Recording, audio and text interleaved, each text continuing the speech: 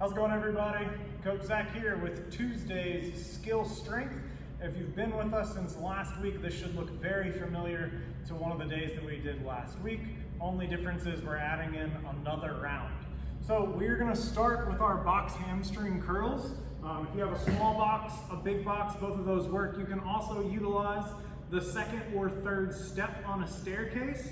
A coffee table works great as well. Really anything that you can prop your feet up on that's at least 12 inches off the ground. So what we're gonna do is we're gonna start laying on our back.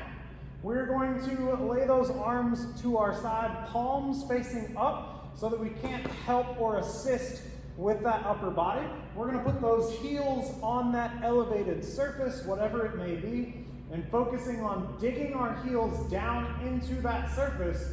We're gonna raise those hips as high as they can, small pause at the top, and then lower back down.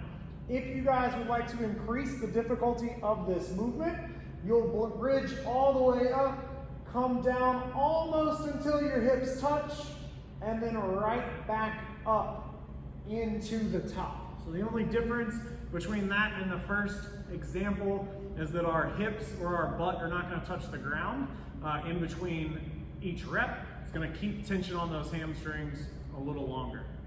Movement 2 in our series is going to be a side plank. We're gonna do these from the forearm. So we're gonna make sure we're in that good straight line, pressing up through that shoulder.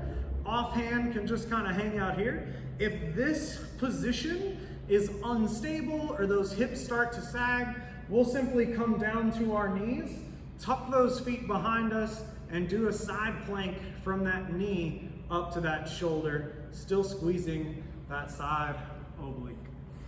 Station 3 in our series today are gonna be our hollow body rocks. Remember, in our hollow body rocks, the most important portion is that at any given time, a small section of our low back is always in contact with the ground with that gentle curve to create that nice rocking sensation.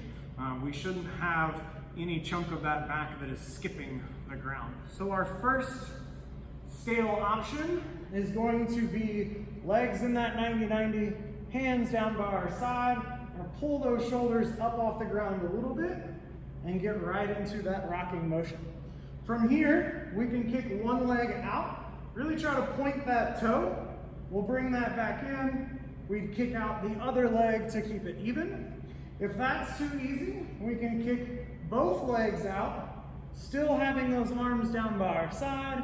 And then if we would like to scale up from there further, we'll then take those arms up over our head and do a full hollow body rock. I hope you guys enjoy today's movements.